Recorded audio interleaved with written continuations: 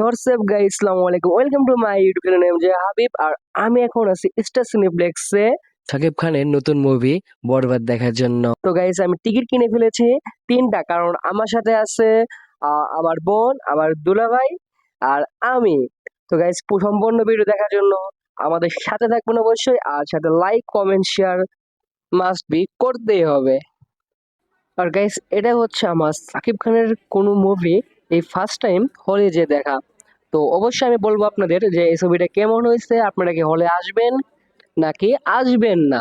তো গাইস, আমার সাথে যে আপু আছে তারও এটা ফার্স্ট টাইম হলে আসা। তো গাইস, টিকিটটা নিয়ে আমি চেক করাবো যে এটা কেবল কাটছি আমরা। তো সে টিকিটটা চেক করলো, চেক করার পরে আমাদের যেতে বললো যে ভিতরে যান। তো গাইস, আমরা চলে গেলাম ভিতরে, হলের ভিতরে ঢুকতেছি। দুলাভাই বললো যে তুমি সামনে যাও, আমি ভিডিওটা করি। তো আমরা এই যে দুলাভাই বলতেছে যে একটু ব্যাকগ্রাউন্ডটা নি, এদিক দাঁড়াও, এমনি করো, এটা করো। তো আমি একটু দাঁড়াই বললাম, সে বললো যে এই সাইডটায় ভালো হবে। তো দাঁড়ালাম, দাঁড়ানোর পরে আবার যাচ্ছি আমি।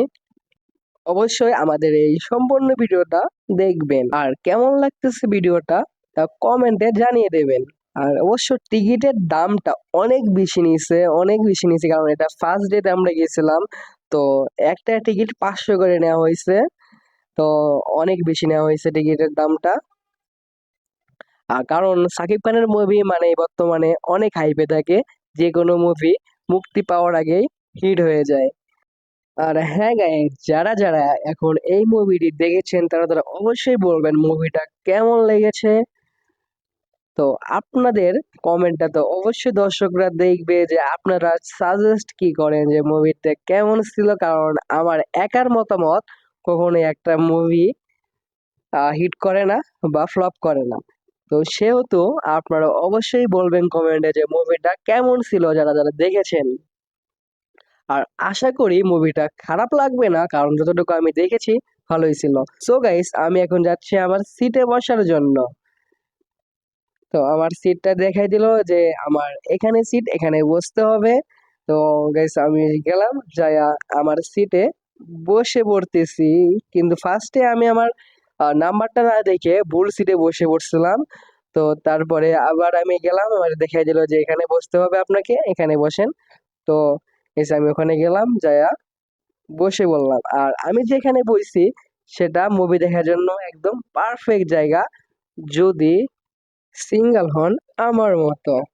আমি তো একা একা গেছি, তো সেও তো কেউ নাই, আমার দুলাভাই ছিল আমার সাথে, বোন। তো তাদের সামনে তো এমন করা যায় না। তো এমনি নর্মালি এমনি বসে থেকে ছবি দেখতেছিলাম, কারণ একটা গার্লফ্রেন্ড থাকলে হয়তো বা মুভিটা আরেকটু বেশি এনজয় করতে পারতাম। তো যেহেতু নেই, তো কি করার, কারণ আমার সিট আমি যেখানে বইছিলাম তো সেখানে আশেপাশে দুটা সিট ফাঁকা ছিল। আমার এই পাশে আহ আমার এই পাশে বলতে আমার দুলাভাইয়ের পাশে সিটটা ফাঁকা ছিল দুইটা ফার্স্টে। আর আমার পাশে দুইটা আঙ্কেল বইছিল। তো ফার্স্ট আমি বললাম দুলাভাই, যদি ওখানে সিট ফাঁকা থাকে তাহলে অবশ্যই বলবেন, ওখানে কোনো সুন্দরী কেউ আসে আমি বলবো। আহ দুলাভাই বললো যে আচ্ছা ঠিক আছে, সমস্যা নাই।